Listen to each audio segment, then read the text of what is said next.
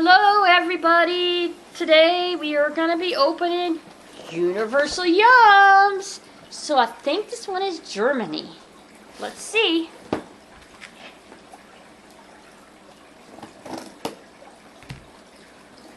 Oh, there's tape on the side still. Oh, why do I always do that? It's your thing. I just hope it's going to be one and then unopened, but then if it wasn't, things might fall out. That's muffin coughing in the back if you hear it. Okay, I'm right. It's Germany.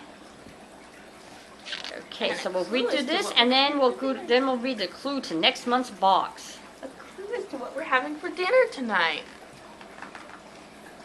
Okay, so let's see. Let's get started. Okay, this is interesting looking. Dresden AShoj-brause. Das Original, Seit 1845. Okay, so let's see what these thingies are. It says Dresden letter cookies. Oh, they're letter. Okay, let's see. There are 3 reasons why we love these cookies.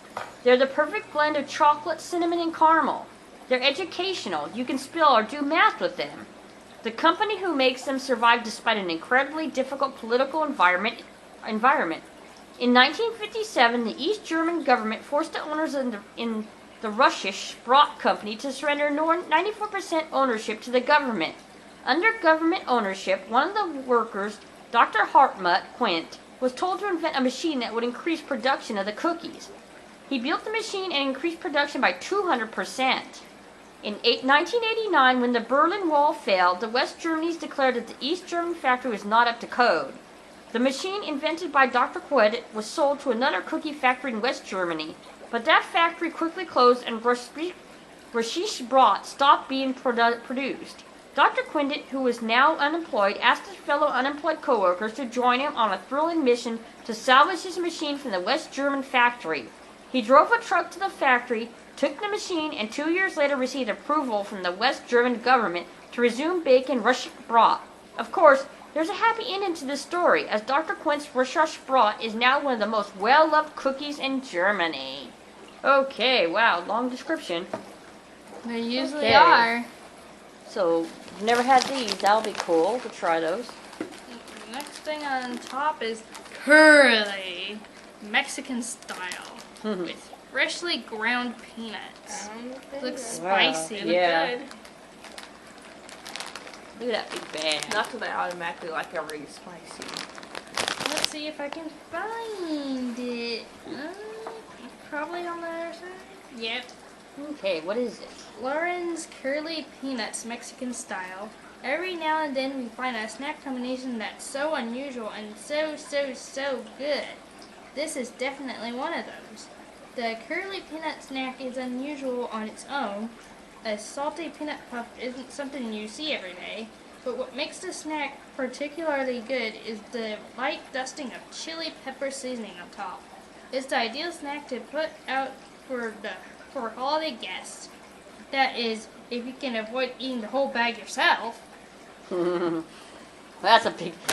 They fill theirs, unlike America or USA, they fill theirs all the way to the top, their chips and stuff. Alright. What? Here is Oh, yep. Haribo and Gold Baron. These are gummy bears. It looks like most of them are like yellow and red. Hey, here in America, our green bears are strawberry, but theirs are apple. Well, yeah, it should be apple because it's green, yeah. I mean, but I don't know why people were surprised they found they're strawberry. Like, have you ever tasted them? Because if they did, then you would know they're strawberry and not apple. Maybe since they're color, they think, I don't know. The color does not equal taste. Green thingy. According to Smarties on Facebook, the Smarties actually have flavors. Oh, yeah? I didn't know. I just thought they were sugar. Well, there's 2 Smarties. There's another Smarties that they're like, they're chocolate Okay. candies. No, I mean like the powdery sugar. I know what you're talking about, yeah. So this They taste all the same to me. So this is pretty cool. Okay. I better read about Everybody it. loves gummies. Yeah. I like gummies. And this is cool because it's in German. Yep. We know you've had Haribo gummy bears before, but these aren't our typical American Gold Bears. These are Gold Baron.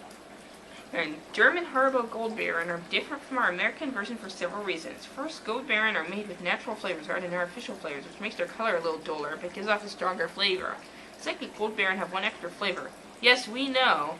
Oh, a one whole extra flavor. It's a lot to get excited about. Look out for the green ones. That's the apple flavor, which doesn't exist in the U.S. Here, the green gummy bears are strawberry flavored. Like I said.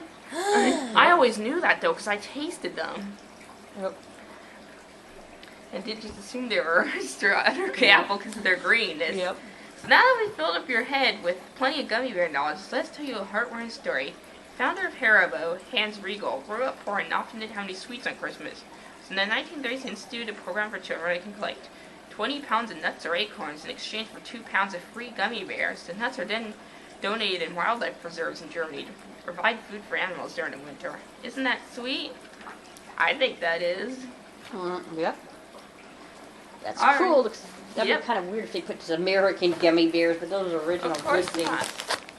Ooh. No Kinder eggs?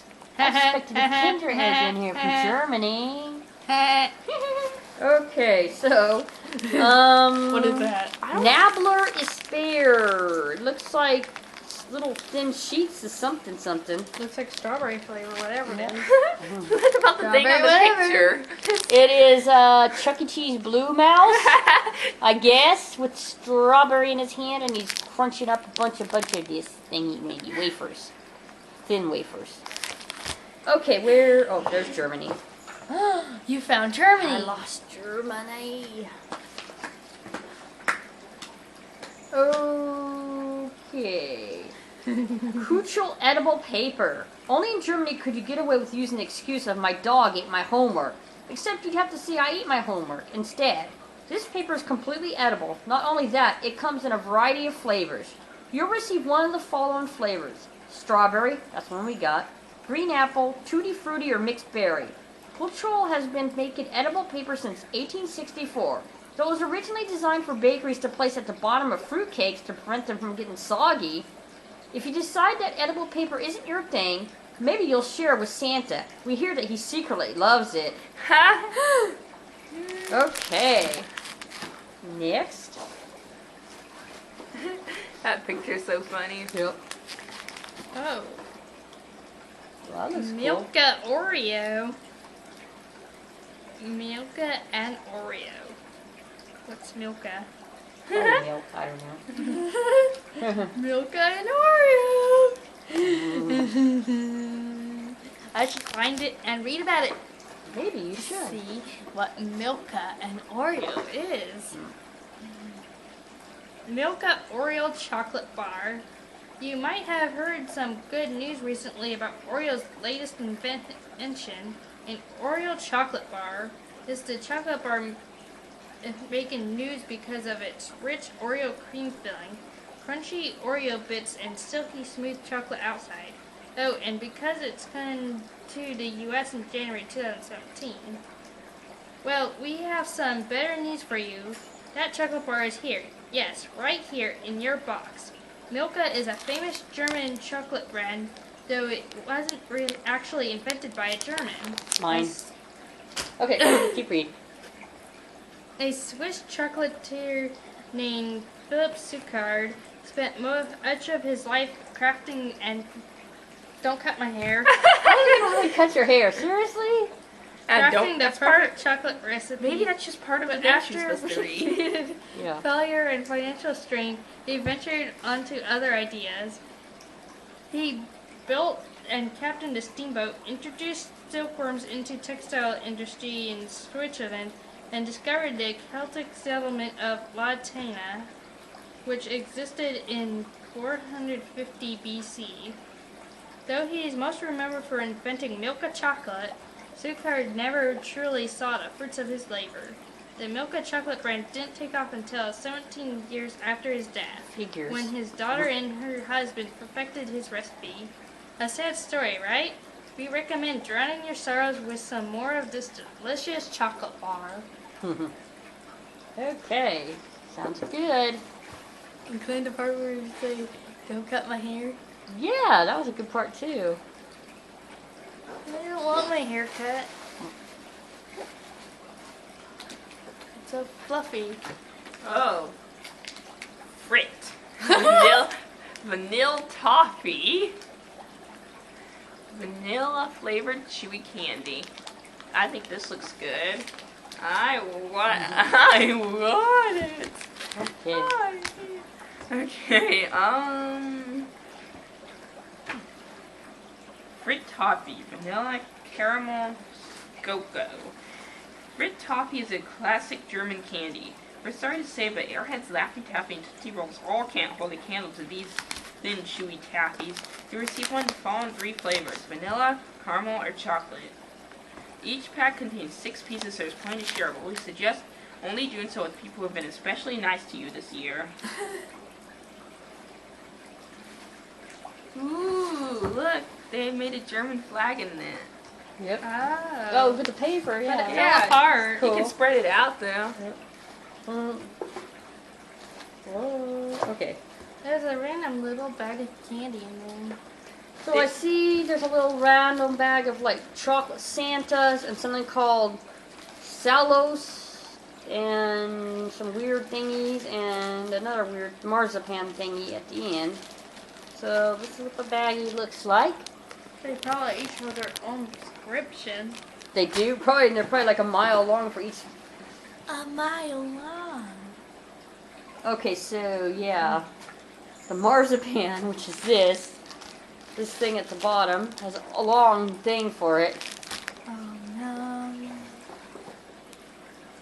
We might have sold you on the idea of a box from Germany, but we lied.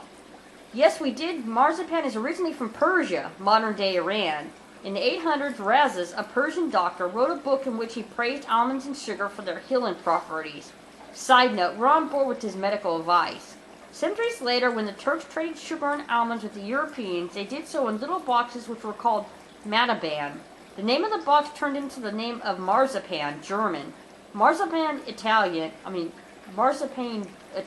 and Mazapane French, and Marzipan Spanish. It could only be eaten by the royals and the wealthy. Over time, Germany became the headquarters for quality marzipan, especially in the Lübeck region. Today's marzipan isn't necessarily cheap, but the ridiculous good combination of almonds, sugar, and chocolate make it worth every penny. So, what else is in there that's on there? There's a Santa. There Yeah, I are don't two. know if it's this. I saw it listed on there when I was reading. Okay, and then there's, let's see. Is that the Bonbons? Yeah. Okay, so then we have AShoj-brause Cola Bonbons. 6 years before the invention of Alka-Seltzer, a pair of brothers began experimenting to create a new national drink for Germany. We're not sure why they needed a national drink, but that's beyond the point. Together they developed an effervescent powder that, when mixed with water, produced a sparkling lemonade drink. The drink was popular, but didn't reach peak success until Germans found a new use for it. Many years ago, AShoj-brause was one of half of the popular party drink in Germany. The other half was vodka. Partygoers would pour the contents in their effervescent powder into their mouths, then take a shot of vodka and gurgle the combination in their mouth before swallowing. These hard candies eliminate all the extra steps, and not to mention the alcohol. With a sweet cola flavor and a fizzy inside, you don't have to sip on soda to get the same tingly experience. So that's these ones right here. Little thingies. Okay, bonus holiday gift. Raglan Chocolate Santa. As a special holiday treat, we're proud to bring you a real Raglan Chocolate Santa as a special holiday treat. How many times I can say holiday treat? Raglan is famous throughout Europe for producing the highest quality chocolate figurines for the holidays. I did that on accident. Oh, I thought... We couldn't help but give you a little taste of their superior craftsmanship.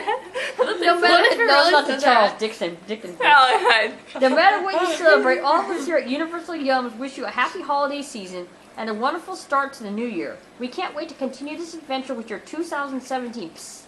Want a sneak peek of where we'll be traveling in 2017? Flip to the back page. So what else is in here? There's Santas, there's that candy, and then there's the dark, there's the Santas in there, and then there's the dark Blacky Thingies. Are they? Oh, they are right there. that one. Okay, the Salos black licorice candy with herbs. Ew. Why? If you're a fan of black licorice, you might like this. Ew, I don't like black I only licorice. like it when it's when it has the candy coating on the good Yeah, plenties. whatever you call it, good and plenty's, yeah. Yeah. And if you're not a fan of black licorice, well, who knows? You might like this too. In Germany, this candy is considered by most of a very mild form of black licorice, as the secret blend of spicy herbs inside helps to soften the strong black licorice taste. Germans might agree with that, but we didn't. These hard candies still have a pretty strong flavor for our palates. Just be glad that we didn't include one of the more extreme flavors that have candy. They have candies filled with espresso and even chili pepper extract. Oh, Ew. that is my goodness. Okay, so there's 2 things left, one for each girl. I'm gonna fill my Christmas stocking to the top with good and plenties. Outside of the boxes. Lioness. Butter Kicks. Okay. Bokeh? Butter Kicks. Oh. Bow See, truffle? butter. Bow Kicks. triangles. Okay, so here's these. And no, they don't come with a bow truffle, sorry.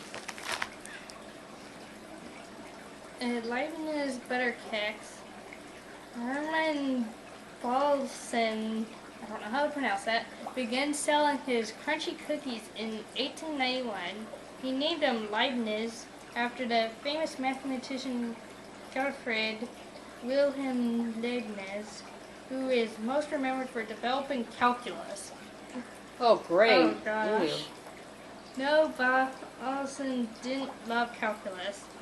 During this time, it was customary to name food after well-known personalities from your hometown, and for Leibniz and Paulsen, that happened to be Hanover, Germany.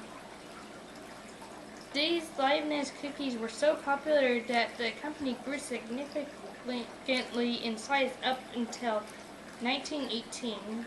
However, World War I hit the Leibniz factory hard, and as the war was ending, they were only able to run one of the company's 25 ovens per day. Things went from bad to worse during World War II, when the factory started producing military rations rather than cookies.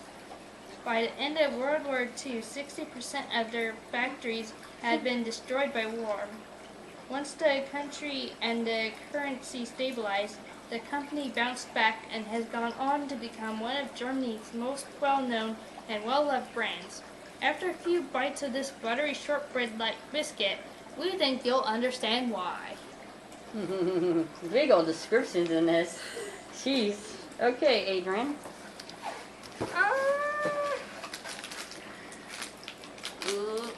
Lebkuchen-riegal, bowl milk. Bowl milk? Voldemort. Voldemort? Yeah, it's Voldemort flavored. Ew, that would be like rotting flesh. Ew. Death. No, I don't know. It's like almonds flavored, I think. Yeah, look at Those the are almonds. You poked holes in it. You I want to read the paper. Pretty paper. I'm supposed to be reading the description. Yeah, read us the description. Instead of crafting a German flag inside the box. Yeah. Well, it came with the colors to do it. Okay. Lebkuchen-riegal. Lebkuchen is a German treat available only during the holiday season. Why? It's the finest German gingerbread around. And for that, we have some very sneaky nuns and monks to thank. Regular gingerbread dough is typically very sticky, so to prevent it from sticking together, nuns and monks began to use Holy Host Eucharist wafers to make their own secret gingerbread recipe. Gosh! Word of the improved formula spread quickly, and a group of specialty gingerbread bakers popped up who were called Lebkuchener. In a traditional Lebkuchen recipe, you'll not only find your Eucharist wafers, but also blend unique spices: cinnamon, sugar, allspice, Allspade. cloves, Allstate, yeah. You're in good mace, hands. and lemon zest. But this Lebkuchen recipe has 2 special additions. It's been rolled in blanched almonds and covered in thick dark chocolate coating. Enjoy it while you can. Wow, that's different. Alright, so that means... Let's try these. We're going to try something today, these letter cookies. see if these are really good. What were? Oh. Oh wow, they're really thin. And that B. And that B. What is that? I don't know what that's. Well, this is what they look like. That's Four. a 4. 4. Now I see it. Okay. Oh, go I ahead. didn't see that at first. This is an L, I think. It's really a worm with something. A worm with caterpillar wings. I got X. Okay, let's taste these X things. is for exterminate. They smell like gingerbread I'm almost. so happy they got an X.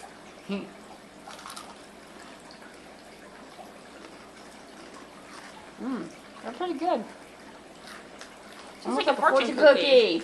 Yeah, Mmm. the frosted fortune She cookie. has them. She's gonna eat them all. So fat in it. Pretty good. Look, there's some fat. Oh yeah, you can actually have those. These Okay. are good. Okay. Oh, And then I'm gonna try these. And I'm gonna try there's this. the bottom to the flag, and then let's see our clue for next time. The flag gets The clue destroyed is when what you we're do having that. for dinner tonight. It's in the back. Okay. Clue for next month's box. You might think that the weather's cold, but we're going somewhere colder. Antarctica? Oh, they're finding the Antarctica box. I can't wait to get the can't snow wait. and the ice and the melted snow and Where ice. the bread baskets are always full. No, not there. And the snacks are so much bolder. Creamy chocolates, caviar, and snacks that look like art.